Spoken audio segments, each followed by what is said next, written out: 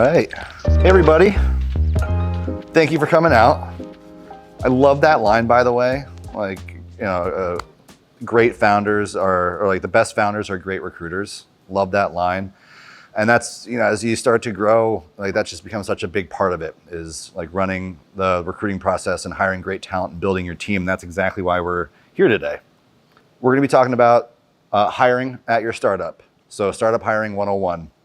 Basically what I'm here to do, my goal today is to have you leave with the whole end-to-end process on how to run a great hiring process, how to run like recruiting at your startup, and to do it in a way that is streamlined and efficient and helps you go out and find the best talent possible. So we're gonna be walking it through end to end.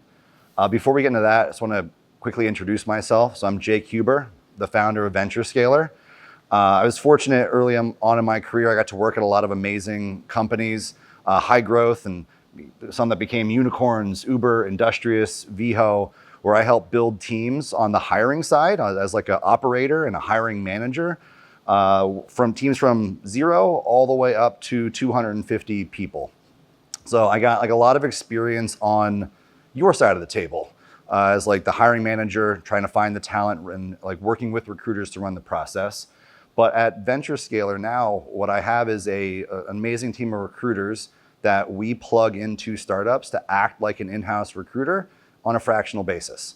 So I have the opportunity now to work with a lot of amazing startups, seed, Series A, Series B, and see how they're running their hiring process.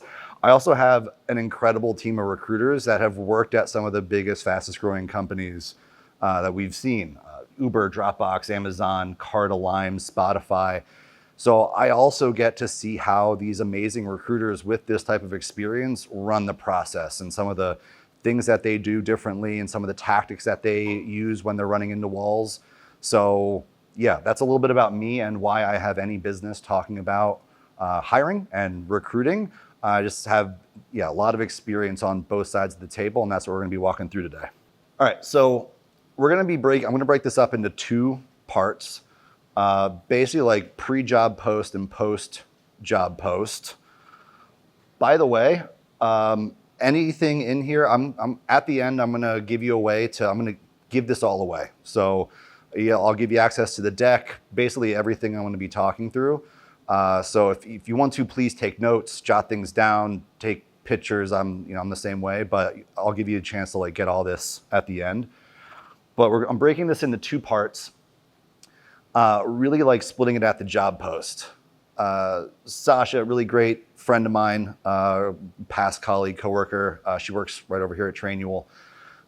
She says, and I love this quote, that 50% of the hiring process starts before you post the job. And that's what I see with successful companies. There's a lot of work that goes into the process ahead of time, even before the role gets posted or even before you start circulating it amongst your network, where if you get those things right, you're gonna run a much better process. It's gonna be faster, you're gonna just have better results. So that's how I'm splitting the rest of this session up, is part 1, we're focusing on everything that goes into it ahead of time. So designing the role, designing the interview process, and establishing some employer branding. And then we're gonna get into attracting candidates, evaluating those candidates, and then eventually closing those new hires. The other thing that you're gonna see throughout this, it's a lot of white slides. Those are really like my 101, like those are the fundamentals, foundational for any hiring process, any founder I'm talking to. It's like you should get this set first. So you'll see that throughout the presentation. There's also a few green slides that I added to every section at the end, which are my like masterclass, like 401 advanced techniques. So things that once you have the foundation set, you can start to layer in these other tactics that'll help just supercharge whatever you're doing. You'll get more out of it. You'll move a little bit faster.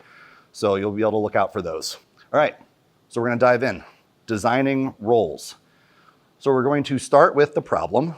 We're going to shape the role, develop a scorecard, draft a job description, and then the advanced technique is turn that job description into a landing page job post, like I like to call it. So, starting with the problem, like how do you know you even need to hire? Why do you need a new hire? I always start with that problem. Like, what are you trying to solve? What's the issue that your team is running into? And it usually falls into two buckets, one of two. It's either that you need more bandwidth, you need more of what you already have. There's just like you have a lack of capacity, you need more, or you need a new skill set. You need somebody, we just don't have the talent or the skills on the team currently, so we need to go out and find that. So, a quick example, we have a huge influx of support tickets. Just can't handle it. So obviously we need more. We need more customer support reps, right? But what we find when we look at those tickets is that a majority of them are about new product releases. There's a bunch of bugs. So when we go back, we look at the actual problem that we're trying to solve. We realize maybe we don't need more support people. Maybe what we need is someone to own the quality assurance process. So maybe we don't have enough people that are on QA on the product team. Or maybe we don't have the skill set. Maybe we don't have a product manager yet, or the one that we have doesn't have that skill set. So what we really need to focus on is finding somebody who has that quality assurance skill set or finding more of those people. So again, we want to start with that problem. And a few things to think about when you're going through this is just to meet with your team, understand what problems are you facing. When people are asking for headcount, if you're on a team, why are they asking for that? You start to see those themes and those trends, and you can start to look at that underlying problem before making a Snapfire hire. So once you understand what problem you're trying to solve, now we're going to start shaping that role. So what you want to do is if it's you as a founder, this is something to just self-reflective, just ask these questions to yourself. Or if you're working with a team member, these are the kinds of questions that our recruiters love to ask our founders and hiring managers. Just to get a sense of what is their day-to-day going to look like? What are they going to own? What are they trying to solve? What does success look like in this role? What kind of metrics are they going to have a big impact on? What will they improve? And what are they taking off of your plate, especially as a founder? What are they removing from you? What are you not having to worry about anymore? And that'll start to help you understand exactly what the scope of the role should look like. Then we actually get that down on paper. So I love using the job scorecard.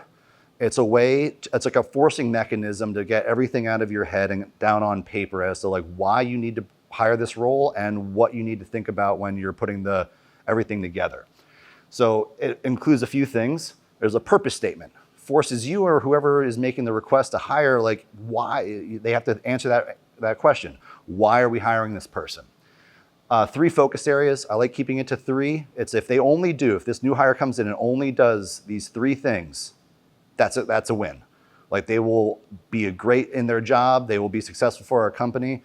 So what are those 3 things? Then there's responsibilities, just that laundry list of all the other activities they're going to be involved in. Success metrics.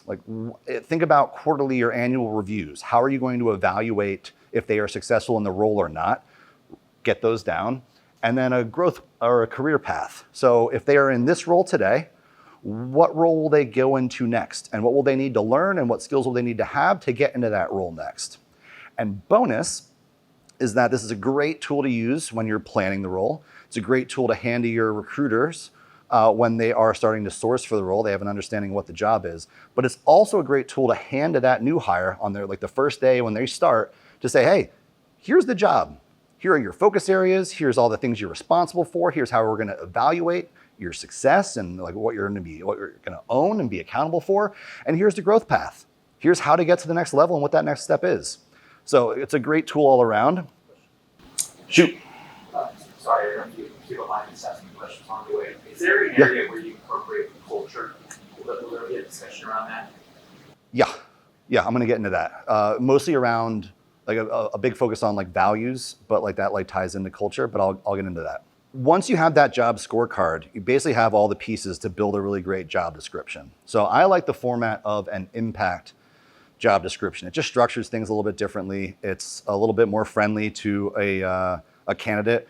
Rather than saying these are our hard requirements, it's what are you going to own and improve? Just frames things differently, more positively. So you get to pull those things from the focus areas. This is what you're going to own. This is what you're going to improve. What do you already know? So basically, these are think of these as the skills that they are going to need to have. They have to have these things. Otherwise, we're going to disqualify you and you're not going to be part of the process because you don't fit the role. I like to stay away from all the nice to haves. Like, I just can't stand the job descriptions when I see them that have like the 19 bullets of like every single thing, like master's degree, and you have like 9 years of experience doing this. You put those requirements on and people read that as requirements, and you end up turning good candidates away. So what we really want to do is focus on what do we absolutely need to have. And if you still want to add those things, add those as nice to haves. Like, these are actual bonuses if you have it, but please still apply even if you don't. And then how success is measured is also in this description. We pull that right from the job scorecard, those metrics that are going to be what they're going to be measured on. And then there's no surprises. They know exactly what they're going to be impacting in the business when they start on their first day. And then bonus, I like taking that job description and adding a few different sections to it. I like to think about a job description as a landing page. And I want to ask you to do the same thing. A lot of times, we're going to get into this more, but people they don't know your company, then they're not finding you through your company page. Even if you do post the role, which a lot of companies don't, like, that's how they're going to find you. They're going to find the job and the role, and they know nothing about your company. So, like any good landing page, take the time to get them excited about your company, about the opportunity. Like, really pitch. Don't be shy. We want to talk about who awards we won, and like big customer logos that we have, and investors that invested in us, and exciting benefits that we have at the company. We want to get them excited about the opportunity before we get into the role. So that's up at the top of fold, like any good landing page. And at the bottom, we want to talk about values. At this stage, we want to find people that are aligned with our values, with our culture. So why not, share those? Don't keep them a secret. Like, let people know what you stand for. So if that could be the thing that really puts it over the edge and why they apply, because they're aligned with the mission and the values. And then, like any landing page, we want a call to action. Ask for them to apply. And I always love adding a little PS. Hey, if you don't tick every box, if you don't meet every requirement, please still apply. We'd love to talk to you. Again, we want to capture applicants and make sure that we're not missing out on any good talent. All right. Now that we have the role all scoped out, we're going to set up the interview process. We're going to design what is that interview process actually going to look like for the candidate. So we're going to define every step of that interview process, assemble your interview team, develop a rubric, draft a question bank against that rubric, and then bonus, we're going to talk about the intake form. So this is a fairly standard interview process that we run with pretty much all of our clients, like all of our startups when we're doing recruiting with them. It's short, it's concise, there's specific steps.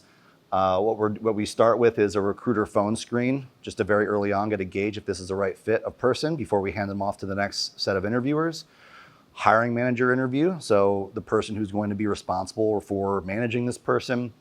Usually we'll do a panel. This might be like 1, 2, 3 different interviews where we get into specific focus areas, and those are on the right. So think of these as either core competencies, so it's like domain expertise, or it's technical skills, or things like strategic thinking, problem solving, communication, or they are company values. So do they align with our values in terms of, I threw some examples up, ownership, customer obsession, integrity, you name it. And we're going to have somebody focus on certain aspects of this job and evaluate candidates in those ways. Optional, bar raiser. It's someone who comes in and makes sure that there's a good fit for the overall team. And then there's an offer. So this is my version of KISS. Keep it streamlined, silly. So really what it comes down to, and what I push founders on when I'm helping design these interview processes, is thinking about all right, we want to keep it as streamlined as possible. Less steps equals less friction equals just a smoother, more streamlined process, which means you have a higher likelihood of closing candidates.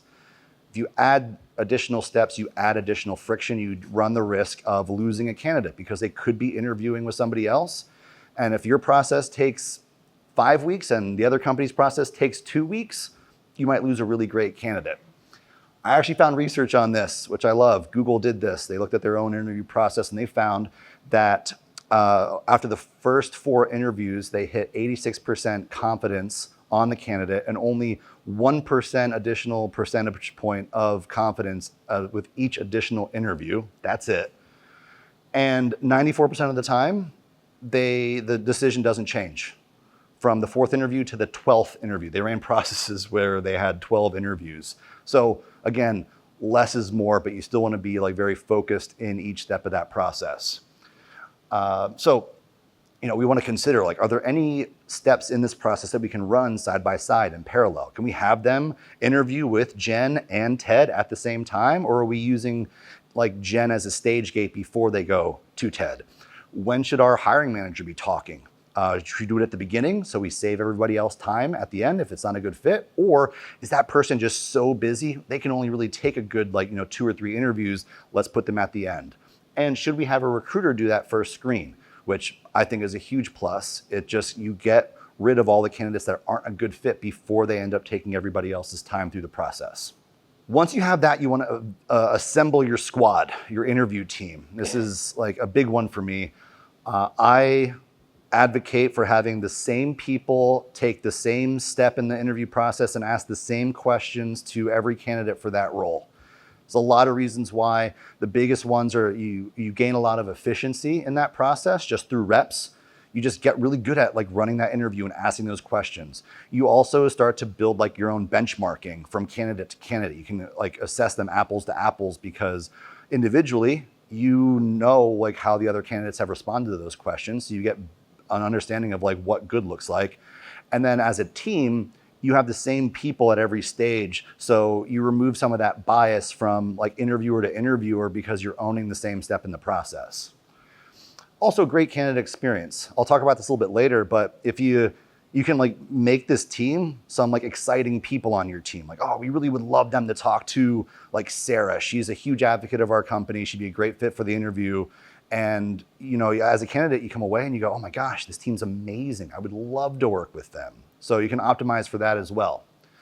So you really just want to like look at your steps, identify who's going to own each step, assign them like what are they going to own in terms of competencies or values, and then train them at the very least to like help remove bias and make sure they don't do anything illegal.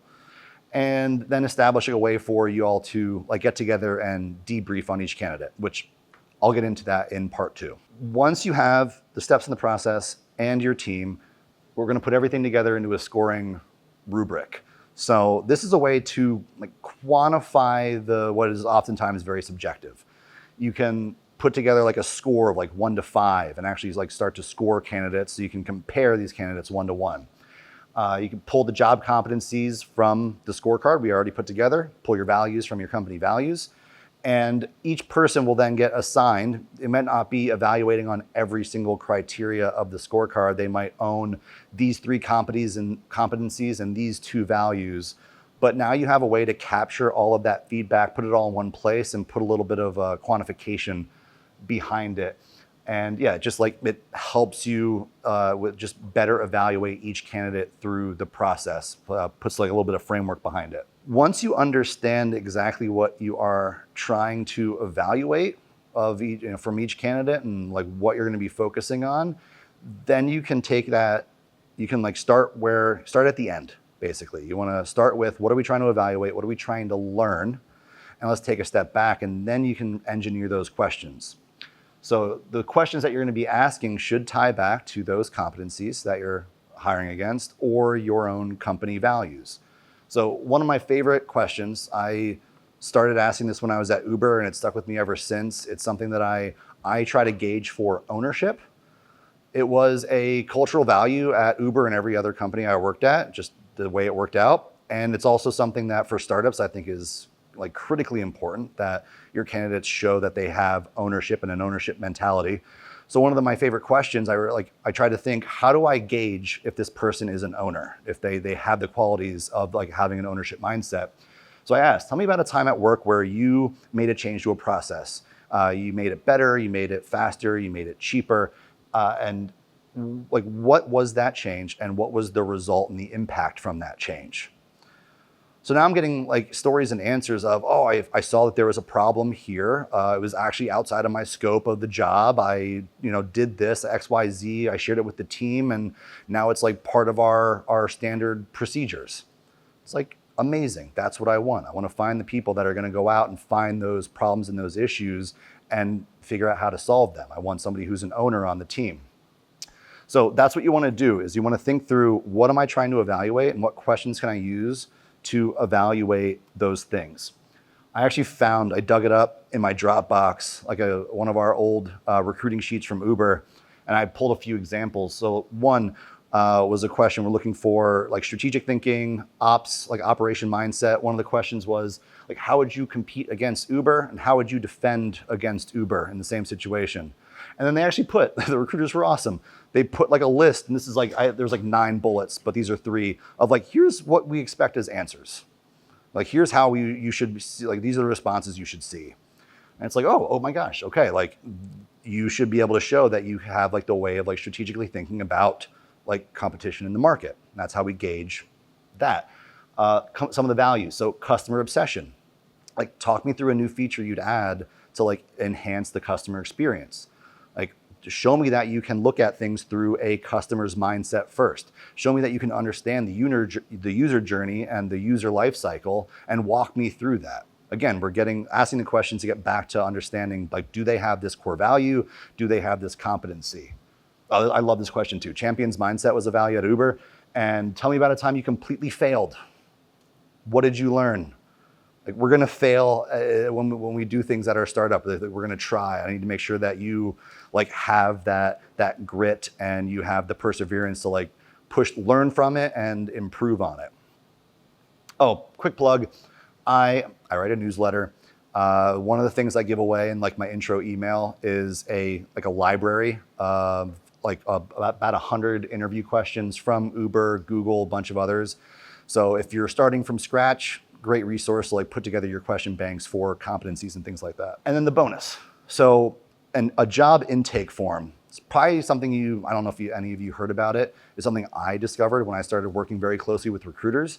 This is the kind of document that we put together now with every one of our startup clients for any new role that we're starting. It basically just puts everything on like, not one page because it's multiple pages, but like in one place.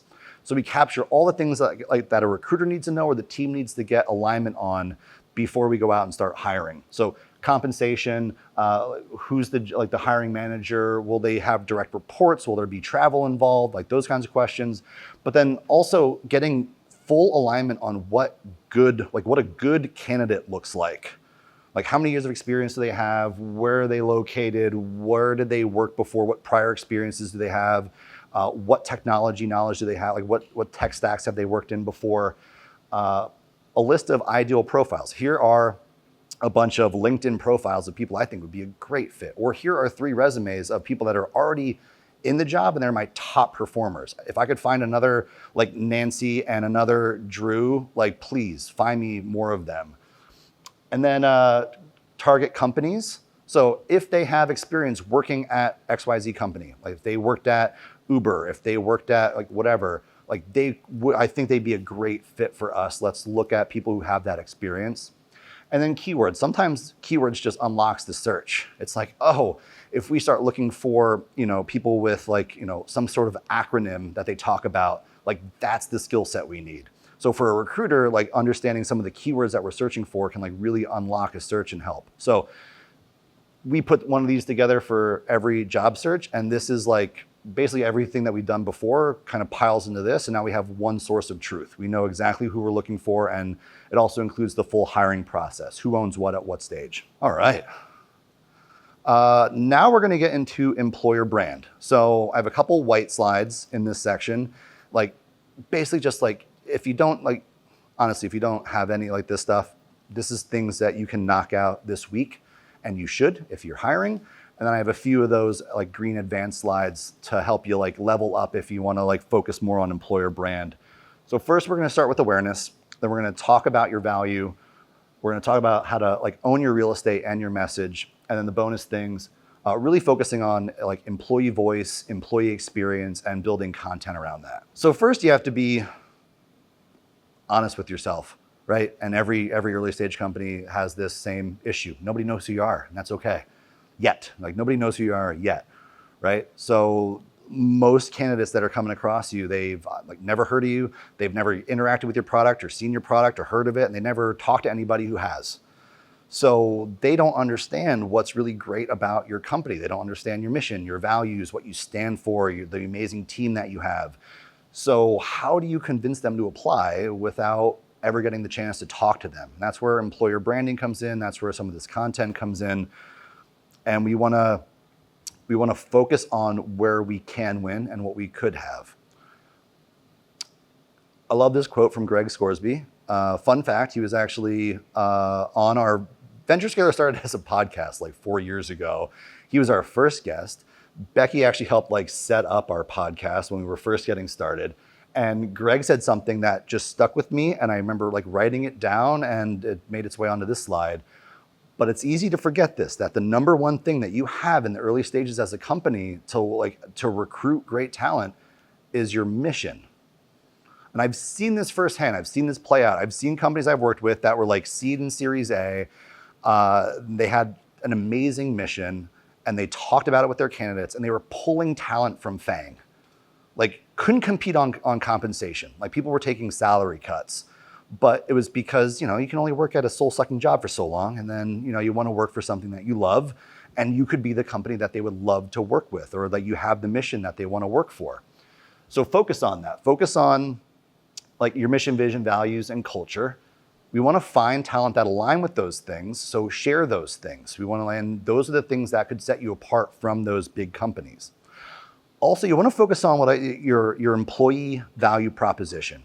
You all know your unique value proposition, your customer value proposition, right? You probably spent hours and hours and days and years trying to figure that out. Think about it in the sense of what is the value proposition for an employee? What sets us apart from others? Beyond just a paycheck, why would you come work for us? What's in it for me? You want to answer that question. And then I love this research, this stat. Candidates trust a company's employees. They trust your employees 3 times more than the company itself or the founders about what it's like to work at your company.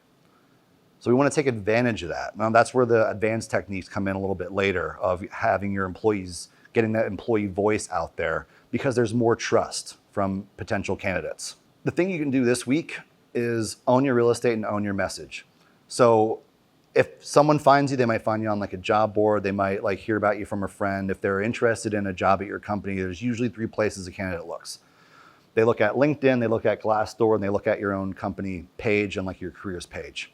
So at the very least, you want to own that real estate and make sure that your message is coming across in all of those, because it's free space to do that. Public service announcement.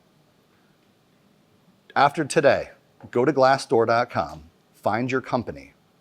Your company might not exist, create a profile. If it does exist, there's a little thing at the top. VHO has engaged employer, because we actually had to go and claim their profile, but it might go, do you own this, or do you work here, or something like that. Claim the page and fill out your profile. It gives you all this options to talk about your company, fill in all this information, talk about your mission and your vision and your values and all those things. So own that real estate. Same on LinkedIn, and same on your careers page. Talk about why it's great to work at your company. You'll find that a lot of traffic is so much traffic to your team page and your obviously your careers page is potential candidates. So own that. All right, advanced techniques. So this is something that we ran with VHO. They were hiring like crazy. They went from, when we worked with them over 6 months, they went from 70 people to 285. Just wicked growth. And the big thing was we got their pipeline. We did a lot of things. This was one of the biggest ones. We got their pipeline of inbound candidates. We increased that by 500% over those 6 months, or the amount of candidates applying. One of the big things that helped was this type of content. So basically what we did was we interviewed our existing employees and we asked them, why'd you come to work here? What do you love about working here? What's your favorite project? What cultural value do you resonate with most? What do you see in terms of diversity and inclusion at the workplace? We asked them all these questions and recorded it in an interview, and then transcribed that interview into a blog post, edited it, cleaned it up, and then posted it. And the employees that are interested in your company are going to dig, they're the ones who are digging through your blog. They're the ones who are trying to find more information. And then you can use that content to post on LinkedIn, on X, or wherever, and you get the story of what it's like to work at your company from the mouth of an employee that actually works there. I remember you probably can't see it on the bottom, one of our recruiters, when they were working with them, they said, as soon as like one of our posts went live, like I had 3 candidates tell me that they took the call with me because they read that blog post. So in terms of like converting a candidate, like a prospective candidate into an actual candidate that you're interviewing, like that helped with that middle funnel. So that's what we want to focus on. We want to be able to show them like why we're a great place to work and use the employee voice to do that. The other thing you can do, so like that's one way to start generating content and just build a little bit of employer brand. Another really easy way is to focus on opportunities to celebrate employees. So one, like think about an event that could be a new hire. This is one we built for VHO. Hey, Kevin just joined the team. Here's a little bit about him, where he worked, and we post that. We also ask like, hey, everybody, we just posted this. Everybody, like it, comment it. That naturally gets reach into their networks. But then you can also ask the person that we're celebrating, like, hey, here's the graphic that we put together. Love if you don't have to, but I'd love if you shared it with your own network. Now you're getting reach beyond your own network. You're hitting those second, third degree connections, and you're getting somebody like Kevin or Katie to share like, oh, I was employee of the month. I was our monthly values winners. I'm a new hire. And then everyone who's connected to Kevin goes, oh, cool, Kevin got a new job. Huh, what's VHO? Let me go check it out. So those are 2 more like a little bit more advanced techniques. They take more work, but it's a way to like level up your employer brand if you want to focus on that, especially if you're going through like a big push. All right, that was part 1. And everything that should happen before you post the role. If you do all those things, like all the white slides, all those fundamentals, you're gonna have, right? You're gonna have a job scorecard, you're gonna have a job description, you're gonna have something that's structured like a landing page, so you're gonna have a higher chance of converting anybody who sees the job description. You're gonna have a scoring rubric, and you're gonna have a job intake form where everything's all in one place, so the whole team knows exactly what they're doing. And now we're ready to run a really streamlined, smooth hiring process that, for a lot of companies takes months. We can get it down to weeks. So that's what we're going to dive into now, how to actually run that process. So first part is attracting candidates. I'm going to breeze through this section just a little bit. I'll hit the high notes, but I have a whole playbook that I wrote that goes into this in way more depth. So I'm putting this all into like a little package. I'll be able to send this out to you later. So I'm gonna skip through some of this, but I'll explain what I'm talking about. So we're gonna scout talent. That's where we're gonna start. We're gonna identify right fit companies and people to target in that scouting. We're gonna reach out via outbound messaging. We're gonna actually reach out, do some outbound, and then some of those advanced techniques we're gonna go through. We're gonna shoot an outreach video. And we're going to talk about launching a referral program. The thing I do want to focus on, though, is this idea of scouting versus recruiting. Early stages, again, goes back to that employer brand problem. People don't know who you are. They're not discovering you naturally as job seekers. So what we want to get out of that recruiter mindset and into a scouting mindset. Right? Scouting is proactive. It's active and proactive. Recruiting is more reactive. Think about it this way. So like the Army, right? They have offices. They have recruiting offices. And they're waiting for people to walk into those offices and enlist and sign up and join their team. Professional sports teams, however, hire scouts. They have people that are actually going out to farm teams and high schools, and they're going to different countries, and they're finding that diamond in the rough talent to pull onto their team that people aren't finding, that aren't in the system yet. So that's what we want to focus on. We want to focus on, there's a lot of ways that you can attract candidates to you, posting the job, you can focus on employer brand, those things help. But to find that really great talent, you're gonna have to go out and look for it. You're gonna have to scout for it. So few ways to do that. Again, I go into a lot more detail, but you want to go out. One way is to find companies that fit your target. So companies people that are working at companies that are they're meeting your trajectory. They sell the same way you do. They focus on the same customers you have. They're in the same geography. They're in a similar industry. We focus on the companies that line up with what you're doing. That would be great to pull from. The other thing we think about is who are the right people to target. So they've already been through this stage of growth. They've done this type of job before. They worked in a very similar industry. They have a similar title. So there's ways to focus on, okay, how do I find them through the company they work at, and how do I actually find the individuals that would be great talent that I can reach out to? And then we want to reach out to them. So I go through like this step by step in much deeper detail in the playbook. But the things that I do want to focus on are like the things that I found as a hiring manager that worked really well for me when I did this, because I had to hire some like really complicated roles that really just didn't exist before. So I had to do a lot of this firsthand. And the things I want to point out is like, one, make sure that you are sending a very personalized message to everybody. Skip the automation, skip the mail merge. What you want to do is you want to like focus on like one-to-one communication. I have templates, like I use templates and I like have structure to it, so I'm efficient at it. And I actually have places where I'm like, say something personal about them or their experience, like, insert here.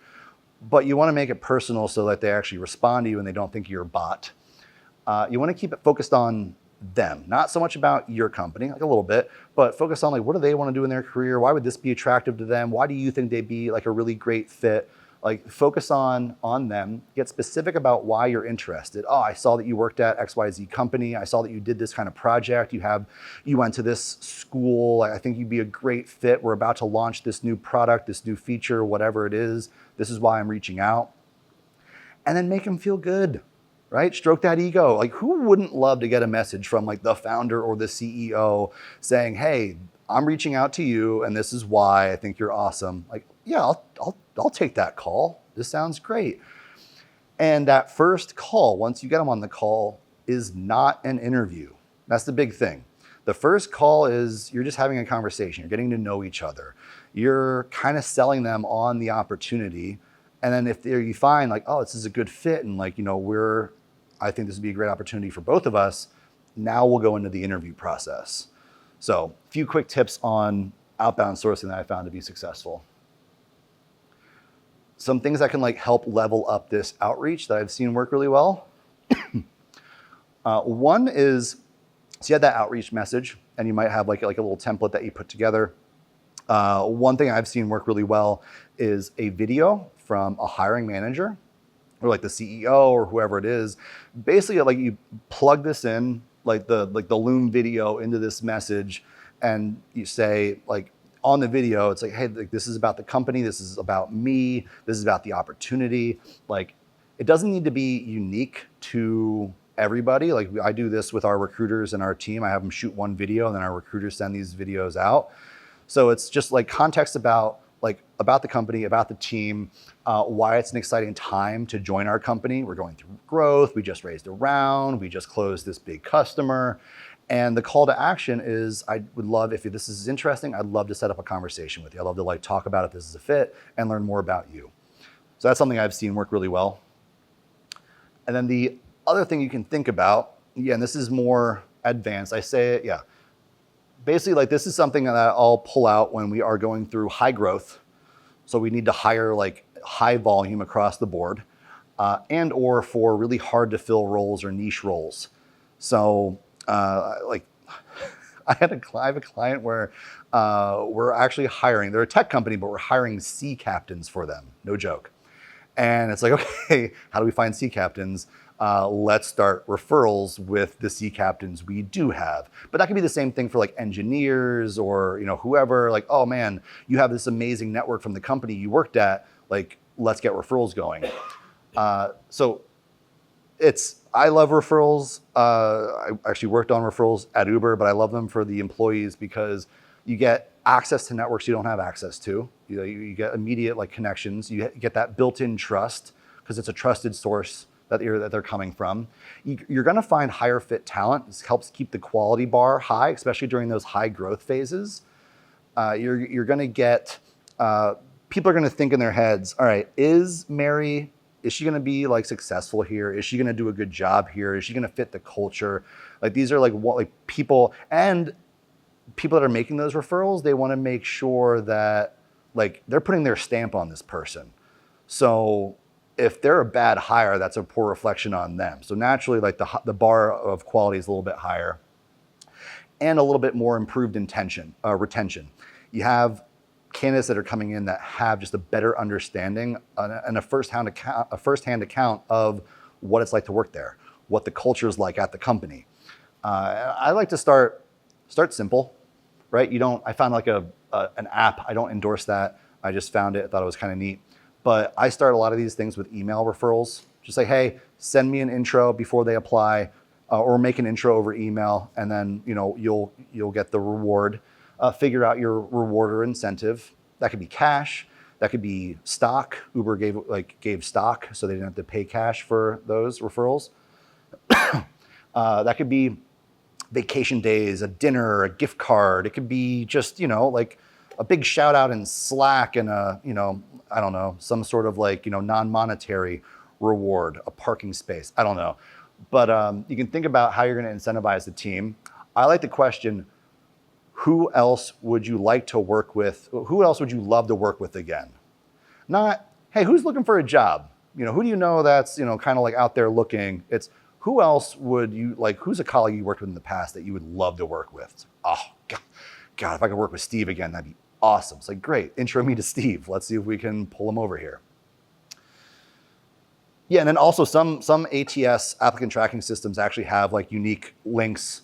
If you go into there, you can give to each employee and they'll get like credit and we'll track it nicely. So if you have an ATS, that's another way to do it. So we focused on attracting candidates, getting top of funnel filled up, getting people to apply.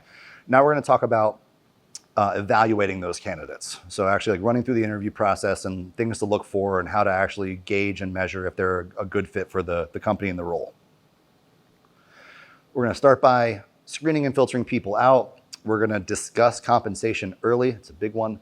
I'm going to talk about red flags to look out for, review sessions and debriefs with the whole team. And then I'm going to talk in more detail, one of those advanced techniques about a project, like an interview project or exercise. All right, so screening out candidates. There's a few things that I always like to go through in this screening call. So when we're working with a client, a venture scaler, well, that's a huge part of the value that we add with our recruiter. They'll actually take those first screening calls and vet all that talent before they go to the hiring manager or the rest of the team so that we're not wasting the rest of the team's time. And this can be like a quick 15, 30-minute call where you basically get a sense of, are they a good fit for the role? Are they meeting some of those key competencies, maybe some value talk? But we're also hitting these alignment questions, like logistic things, which are really important to hit early on. Like one, are you open to working if you're like in office or like relocating? Are you good with like fully remote? Making sure that you have that nailed down before you start moving ahead. Timeline for ideal start date. Like when can you start? Can you start yesterday, tomorrow? Or we're not really hiring for this role for another 2 months. Does that line up with your schedule? Or are we gonna lose you because you're actively job searching with like 3 other companies? And then compensation. That's a big one. It's gonna be a whole other section. So we're gonna get into that right now. But we wanna like vet out, just have that initial conversation, get a sense of, is this the right fit before we put them through the whole process to save that team time. Great. So compensation. I always love having, I don't love having this conversation. It's always like awkward. I have my script that I say on the right. That's unique for me. It's the way I feel good and comfortable talking about it. But it's very important to have this conversation like step 1 in the process, just to get alignment on compensation. And there's really like important reasons why. We don't want to waste anybody's time. We don't want to waste the candidate's time and have them go through an entire process. We don't want to waste our team's time and have them go through all these interviews and take like a half an hour or an hour out of everybody's day and get to the end and realize, oh my gosh, we are like way off. Like we go all the way through the process, extend the offer letter, congratulations, you got the job. And they're like, oh, I thought this was going to be like $50,000 more. I've had that happen. I've had like 50,000, 100,000, like just way off on comp or other things. And all of a sudden you're like, oh my gosh, we just told those other 3 amazing candidates that we found the person. Now we have to go all the way back to the beginning and restart the whole process over. We just lost 2 months. So it's really important to have this conversation ahead of time. Yeah, so find your own way of asking. This is my script. I'll just try, like, that's what I do. I just go, hey, I'm not an HR person. I'm not a people person. I don't know how to play those weird games, but I want to have a conversation about compensation. I want to like talk about this and make sure that we're aligned. What I'd hate to do is take you all the way through the entire interview process and then realize at the very end that we are just way off on compensation, that we're worlds apart.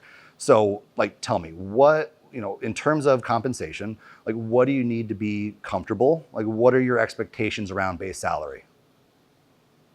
It's probably close, but like that's my script, and that's what I say at the end of towards the end of the call, and you'll get a bunch of different responses. You'll get like, oh, this is what I'm thinking, this is my number. You'll get, oh, this is my range. You'll get the, like the bob and the weave, like I don't want to answer this question.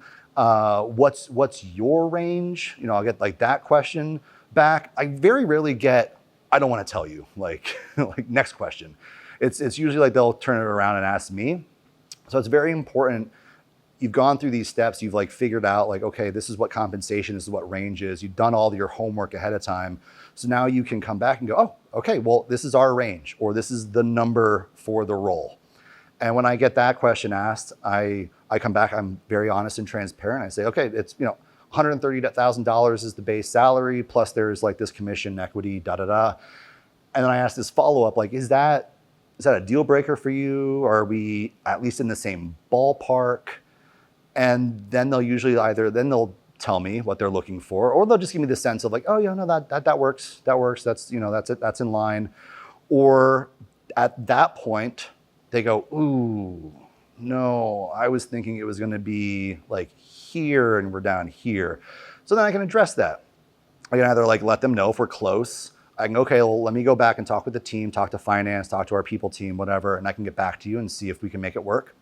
Or if I just know that we're never going to get there, I can have an honest conversation with them and say, hey, listen, it sounds like we're not going to be able to meet you where you want to be. And like, that's why I like having this conversation, just like to know that early. I don't think this is going to be a good fit. So if, take some time if you want to like go back, talk with whoever you want to talk to. If you can make it work within the range we have, I'd love to have you go through the rest of the process. Otherwise, I'm going to assume this isn't a fit, and this is where it ends, and hopefully we can find something again in the future. And now I just saved like 4 people on my team like hours of time, and like all everything that goes into a process. So I always like talking about this early on in the process. Red flags. Let's talk about these real quick.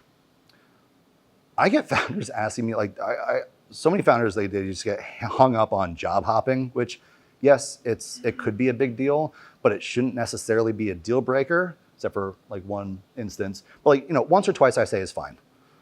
The environment we've been in, like there are so many layoffs and things happening through COVID, like the 1 to 2, like 1.5 year stints, like a few of them are okay. If you see a pattern, it's like, okay, well, let's talk about that. Let's bring that up in the screening call. Let's get the story behind it. Let's understand the context and why they were doing these short stints. The one place where it does matter a little bit more is in sales roles, especially like when there's like a quota involved. It usually means if they're not lasting more than like a year at a company and you're seeing a pattern, sometimes it can be an indicator that they're not meeting quota, that they're not performing, and that they just weren't a good fit for like that role or that company. So keep that in mind. Stage misalignment. If you're like a seed stage company and you're like a team of 7 and you have somebody who worked at like Intel, Microsoft, like Intuit, and it's like, okay, I don't know if you're even like might have all the skills. This might not be the right fit. Like, why do you think you'd excel in a startup environment? It's very different. Like I wouldn't be able to jump, I tried, I wouldn't be able to jump into a corporate environment and thrive. So we want to make sure that we have that stage alignment. And then inattention to details on their flag. It's usually like you see it like with like the stuff that's probably copy pasted, like, hey, I'd love to work. I get the stuff like, hey, Charles, like I'd love to work with like, whatever company. And I'm like, come on, just try a little bit harder. Don't just copy paste the last message you put in. It just, it's that attention to detail. You want to make sure that they are actually like, applying to you and engage with you and not just going like, apply. Being rude, like when you're interacting with them, like it's just a general, like that's a big signal. Like they should be, if they're interviewing with you, they should be on their best behavior. So if they're giving you any of those like red flags, like being rude with like your assistant or anybody on the team, like what are they going to do when they're actually like on the team and in the role? So watch out for that. Being unprepared is just like a barometer for interest. So if they like, did they do their research? Do they know the company? Do they know about your product? Like those sorts of things. And then mission misalignment. I always love during that screening call or during my first interview of asking like, why our company? Like what's interesting about it? And they should have a good answer to that, right? Like they should have like pre-thought about it, have an answer. It just shows that interest. Yeah. In that scenario, why our company? If you're scouting them. If you're scouting them, that first conversation you're having, like you're getting to know them. You're not having like an interview. I usually when I'm if I'm scouting somebody and I like reach out and great, like let's jump on a Zoom or grab coffee. Like the first words out of my mouth when I meet them is, listen, I have a whole list of questions I go through with every interview. I'm gonna save that for the next conversation. I'm gonna save that for later. What I'd like to do is use this time to get to know each other and figure out like, is this a good fit? Are you a good fit? Are we a good fit? And just like to know you a little bit more. And then you start to learn more about them and you tease out like, are they aligned with our mission? Does this resonate? Are they getting excited about the product I'm talking about? Do their eyes light up when I'm talking about things? Or do they just gloss over and glaze over when I talk about our mission and what we're building? So you'll be able to get that sense in that first call if you're scouting. Good question though. Team debrief sessions. So I actually do this. This is fun. So on team debriefs, the big thing is like, all right, you've gone through the whole process. The candidate's gone through and they've talked to everybody, right? Maybe you have like 2 or 3 candidates that have gone through the whole process, and now you're gonna like debrief either on like one at a time or as like we're gonna like debrief on them as a group. You can decide, but basically you want to get everybody that's on the team together. You want to capture their notes ahead of time, right? Like get them either like to send them somewhere via email or put them in a Dropbox or add them to the ATS that you're using, basically just keep them in the same place. Don't share that information ahead of time. Don't have them talk about it. Like honestly, when I'm getting ready to interview somebody and like, someone else is walking out and they're like, oh man, Jake, you should hear about this candidate. They said, I'm like, la la la la la la la la. Like, no, I don't want any bias. I don't want you to like put something in my head. I want my own fair look at this candidate. And then you want to invite everybody to this debrief, have somebody own it, so have somebody like moderate. That could be the hiring manager who's running it. That could be a people person, like a recruiter, but just have someone own it. And the first thing that I do when I get in, I'm like no chit chat, no, we're not talking about anything. Everybody thumbs up. And it's like, okay, on the count of 3, we're gonna go thumbs up or thumbs down, and no one can stay sideways. You have to either be up or down. Ready? 1, 2, 3, and we do thumbs. And it's something I picked up, like I think we did it at Uber, but it helps. It removes initial bias, at least in the beginning. It removes bias. It removes that groupthink. It removes the opportunity of like my boss saying like, oh man, this guy sucked. He was terrible. Why are we even talking about this candidate? And me going, oh my gosh, they were my number 1. I thought they were the best. Like, what does that say about my judgment? What does that say about what was my boss gonna think about me? And you just need to be able to come in and back it up. But you avoid that of like, someone saying something and then changing their minds before you even have the debrief. You want to focus on like pros, cons, go back to that scoring rubric. How'd you score everybody? What's your feedback? But have specific examples and force your team to have specific examples. I think they like definitely are an owner. Why? Like, what did they say? What example did they provide? What story did they tell? What experience do they have that makes you think that? I really don't like, oh, they're not a culture fit, or I got bad vibes from them. I had like one of my teams at Uber, like they were they were a junior team, and I was like training some of these people up to like interview for the first time. And that was some of the feedback I got early on. Like, oh, I just got that bad vibes. And I'm like, okay, well, tell me why. What did they say? What was the thing that came up? What was the example? And if they couldn't come up with anything, I just say, okay, we're just disregarding that. Next time, next interview, jot down what was said, what the experience was, what the thing was, what was the flag. You need to come in with examples, or like I can't just, otherwise we're just falling into bias and other things. We want to avoid that. So that's how I like to run those like debrief review sessions. And it just gets everybody in the same place. We're able to quickly like, talk about it, like, focus on pros, cons, get, kind of deliberate, and then come basically to like a conclusion. Or if we're like either yes or no, or it's like, okay, we're still, there's still a question mark on these one or two things.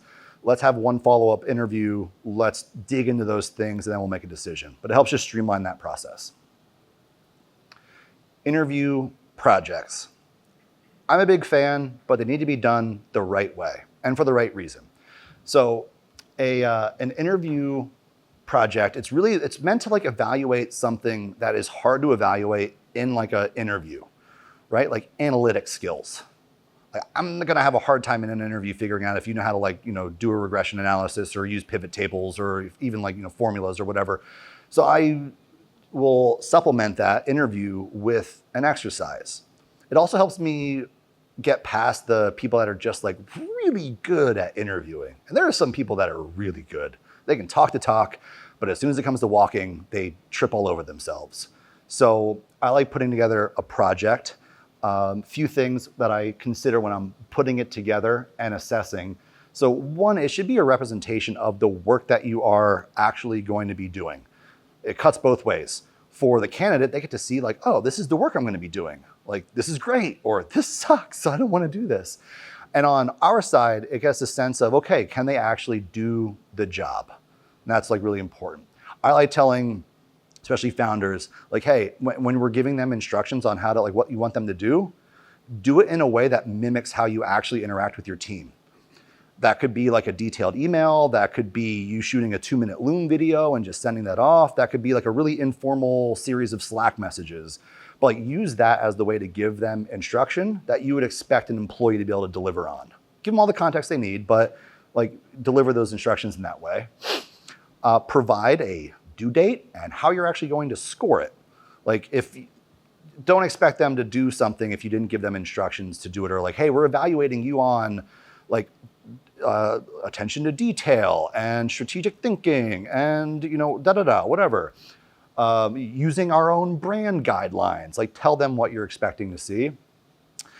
Also, this is where I see a lot of people get tripped up. I don't like it when it's framed as basically think of like free consulting work, right? Like the case studies, I don't like those where it's like, hey, this is an actual problem that we're facing in our business right now. Put together a 20-slide deck that we could present, that you'd present to our board of directors on. It's like, no.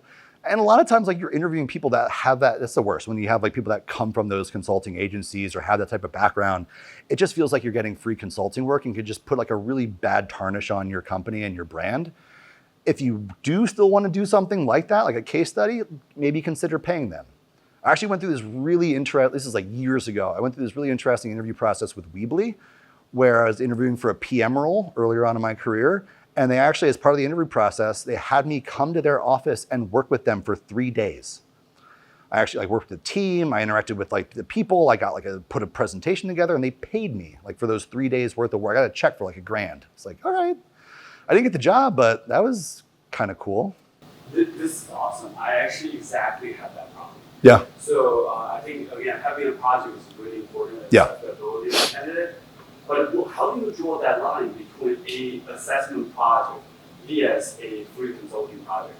Yeah. I'll share a little bit my experience. So my problem is, like, we had a candidate that I actually assigned I consider it as an assessment project because I know if I ought to do it, I can do it within like 1 or 2 hours. Sure. But the candidate actually turned back and took like a entire week. He said he claimed to me he spent like 40 hours on that project over the great, blah, blah. And of course, I didn't hire him. But he turned back and said, hey, you got to pay me back. I consider that it's not assessment. It's Right. like a project. I'm like, no, it's not. I can't just tell him, hey, how would you do it? I spend 2 hours maximum. I Right. can't do it. How do you draw that line? That comes back to like the due date, the criteria, your instructions. So one way, like I'll you could say, hey, turnaround time, like it's due in 4 days.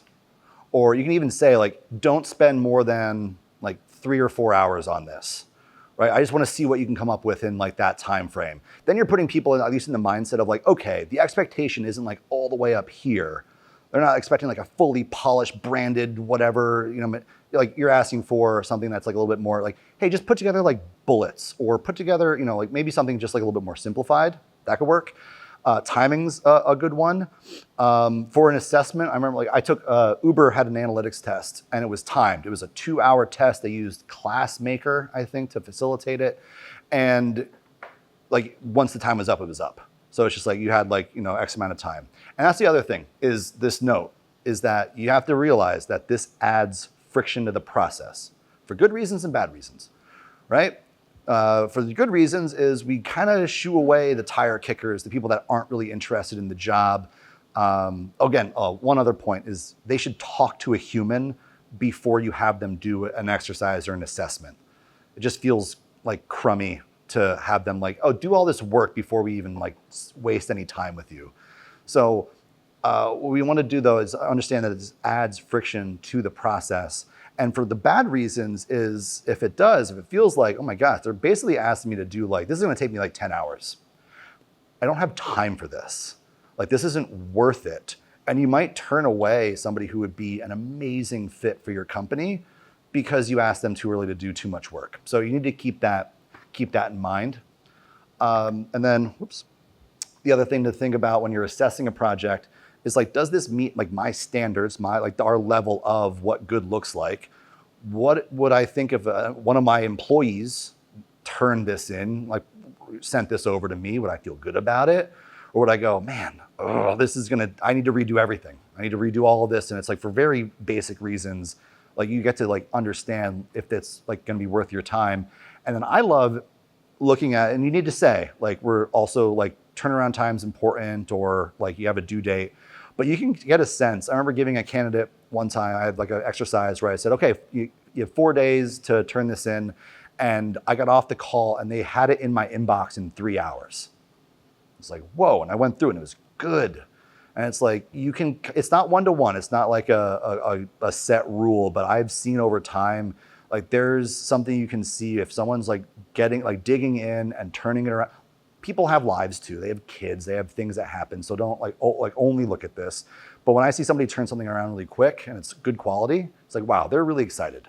Like they're excited about this. They want this. It's a good proxy to look at. What's your typical candidate pool at this stage? Like how many candidates are you assigning? I'll usually, it depends on the exercise. Usually this will fall after you have recruiter screen, hiring manager interview, and then an exercise. And then usually I like to structure the exercise as, okay, you can do this, and I'm also gonna set up the next 1 or 2 interviews like while you're working on it. That way we keep the whole process like trimmed down. Sometimes you might want them to do the exercise before the next set of interviews so you can evaluate in those interviews that exercise.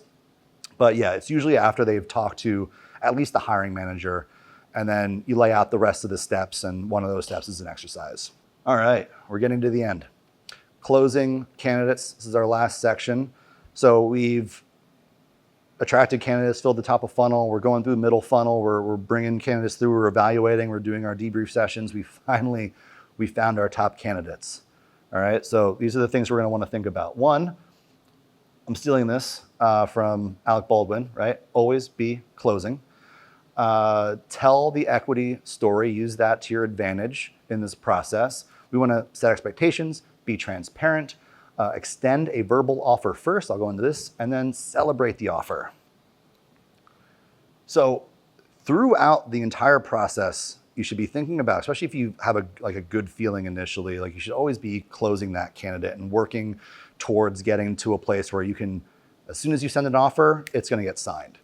So I have a few other acronyms to think about as you're going through this. What's in it for me? So think about from the candidate's point of view, like why do they want to work at your company? What's something that you might be able to pull out of the conversation to like really like kind of help seal the deal? Like, oh, you're going to get exposure to this like new industry. You're going to get to learn this whole new skill set. You're going to be able to build a team from the ground up. Like, where else are you going to get the chance to do that? So it's you know, beyond the paycheck, it's like those intangibles that are going to make them really excited to join. FOMO. So we talked about picking, you know, like assembling your interview squad. Think about stacking the deck a little bit with your team and putting people in front of that candidate that they're going to be excited to work with, or like, you know, add the VP of whatever that they're might be interacting with, or who's just like, you know, just like a badass, because, you know, they get done with the interview. What you want them to think is like, oh my gosh, I would love to work with this team. This team's amazing. I'd be so like, this would be such a great opportunity. And then I made this one up, BTP, beyond the paycheck. You want to highlight not just base salary, because you're not at an early stage, you're not always going to be able to compete on salary. That's a given, right? We talked about being able to compete on mission and like really using that to your advantage, but also think about all the other things about, you know, the equity, which we'll get into in the next step, benefits, perks, time off, tuition assistance, like anything you could put any kind of dollar value around. Like, oh, we work in the arbor, you know, we have access to all these other amenities in the office space. Like, think about all the other things that you can add to make the offer look and feel and actually be bigger than just the base salary. And then remember throughout the entire process that candidates are interviewing you too. You gotta keep that in mind. We still need to sell them, we still need to close them. It's not just a given. Telling the equity story. So this is something that you have a big advantage over other big companies, right? Like, sure, like someone could go to Google or you know, wherever and get stock options, and that's great. They're hopefully going to continue to go up in value. But your equity, if we do it right, we achieve all these goals and we grow the way we're talking about growing, like this could be life-changing equity. When you're telling the story, what you don't want to do though is like overpromise. You want to avoid those forward-looking statements. You want to avoid saying, oh, we're going to get to like this dollar amount. But you do want to like paint that picture and let them understand like, you know, what that could mean to them. I find that a lot of people, even the folks that have worked at startups before, still don't have a full grasp around how equity works, like what a strike price is, what a vesting schedule is. So I usually like to like tease that out and see like, do you understand? Like equity works and what the tax look like? And you talk through your strike price valuation. 409A, like give them that information and be transparent. They're going to appreciate that. And at the end of the day, just remember that like equity equals ownership. That's how you should be framing it. Like, hey, everybody at the company gets equity in our company, if that's the case with you. Like everybody's an owner. Everybody is literally like invested as much as you are in building this company and making it great.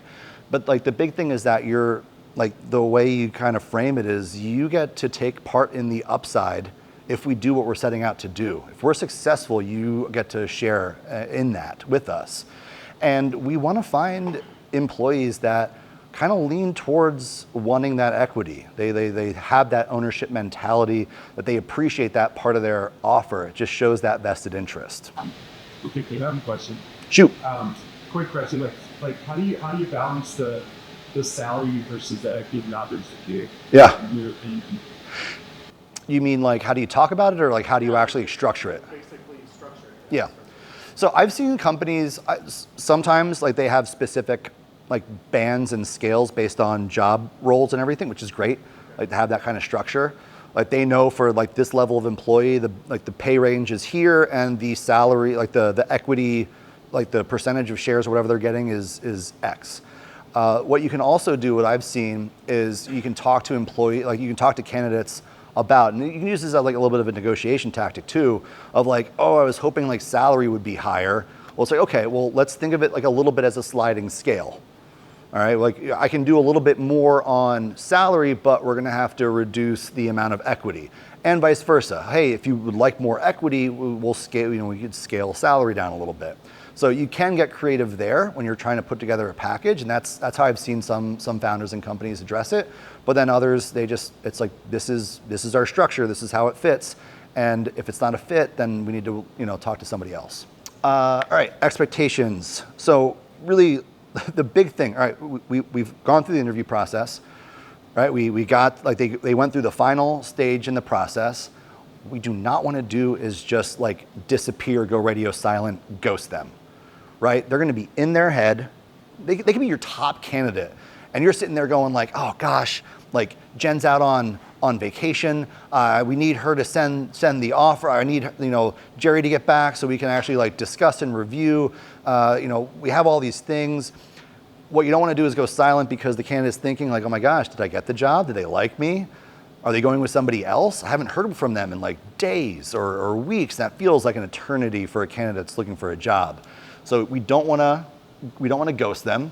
We don't want to leave them guessing about that, right? If you are expecting some sort of delay, somebody's going to be on vacation, it's going to take some time to turn something around, just let them know, hey, we're going to be making a decision by Friday. Expect we have to do these few things. Expect us to reach out by like Monday or Tuesday of next week. Then they know. Then they know what to expect. And don't slow down if you don't have to. Like just because you got through and you have your final candidates doesn't mean they're going to wait around forever. There's a good chance, and you should ask this during like the screening calls and throughout the process, like they could be interviewing other places. They might already have an offer in hand. If you start to lose momentum, they could just drop off because they become uninterested, or because they have another offer and they don't think you're coming through. So keep that in mind and keep that momentum throughout. I always like the verbal offer, but I like to have this conversation throughout the whole process, right? We talked about before in part one, I like talking about compensation early on and getting that nailed down and kind of like getting to like alignment and agreement up front. If I know as the hiring manager, like, man, you are my person. Like, I know I want to hire you. And we're getting to that stage. I'll ask them even before any offer goes out, like hypothetically, if we were to extend an offer today, hypothetically, would you accept? Like, what would you say? And then you can get maybe they're really excited. Maybe they're like, oh, I'm actually interviewing with these two other companies, or I don't know if like the salary is really gonna make sense. And you have the chance early on before an offer goes out to address those things. So what we want to do then is we get to the process, we're putting together our terms for an offer letter, right? Salary, maybe some things about equity package that might come in another agreement, start date, a few of these like key things. And I like to start with a verbal offer. And like, I don't know, as far as like being a founder goes, there's not, in terms of top of list of like amazing things to be able to do as a founder, like how cool is it to be able to call somebody and tell them, you got the job, like congratulations. Like such a great feeling, so don't miss out on that.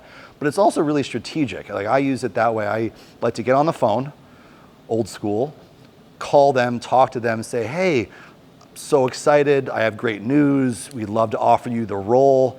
I have my teams putting like the written offer together. I wanted to make sure that like we're aligned and everything feels right before we hit send. And then we get the chance to go through everything if we need to. I try to get agreement on, hey, here's where we landed on salary. Is this start date still work for you? We go through like the bullets that we need to go through. Here's the other benefits. And I don't know, there's people out there, someone's out there going like telling every candidate you need to negotiate. And they should, right? They, negotiate on whatever. Use the time on the phone to facilitate that negotiation, to get alignment, to get some sort of agreement, to make sure, okay, this is what I heard, we got ... Awesome. I'm gonna go back to the team, we're gonna send over that offer, keep an eye on your inbox over the next 2 days, right? Because then we can send out that offer letter and we know like it's smooth sailing. They're gonna hopefully like sign it and we're good to go.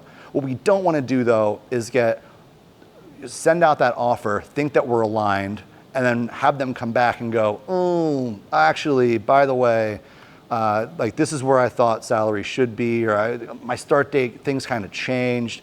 And at At the best, you have to like go back and update a PDF document, upload it back to your signature thing and get it sent out, and you have to like spend that extra time. At the worst, you have like a bigger team and it's like, oh my gosh, I need to go back to finance and get this approved. I need to go over to our people team and like, you know, Sherry's out and I need to wait for her to get back and to actually get this all loaded and sent out. And now you're waiting like another like week or 2 weeks or whatever it is, and then you might lose that candidate. So this is what we want to run, this like really streamlined process, extend that verbal offer first and then send the offer. And then last advanced technique and last step of our process, celebrate the offer. So as soon as it goes out, I had this happen when I got the job at Industrious. This is 2 of like 7 emails I got, no joke. I got emails congratulating me as soon as the offer went out before I accepted, and I got a bunch of them after I had accepted. But I love this tactic. The idea is just get the team, everyone who talked to the candidate, everyone that you spoke to, ask them, hey, we're extending the offer, or they accepted the offer, wherever it is, send them a note, like congratulate them, like, you know, tell them you're excited about, you know, joining the team, etc. You know, either like congrats on the offer if it's before, or we're so excited for you to join the team. We can't wait for you to start. You know, it shows that you're excited about them. It kind of reinforces in their mind, like, oh my gosh, like I made the right decision. Like these are my people. This is my tribe. Look at this. This is amazing. It also makes it stickier, right? Now they might not want to let all these people down if they're like between decisions, but again, it makes them feel excited. And it makes it like a little bit stickier because like they're seeing like, okay, like I feel really good about this. The team's excited about me. This feels like a really great fit. And then you can even take it a step further. It doesn't need to just be emails. It could be like a care package that you send out. It could be a happy hour that you set up, a virtual get together with the team, you know, whatever it is. And you can have these touch points like up to their start date just to keep them engaged and to like make sure everything's going well and that they actually show up on their first day of work after they accept the offer. And that's it. Good time. All right. Last piece.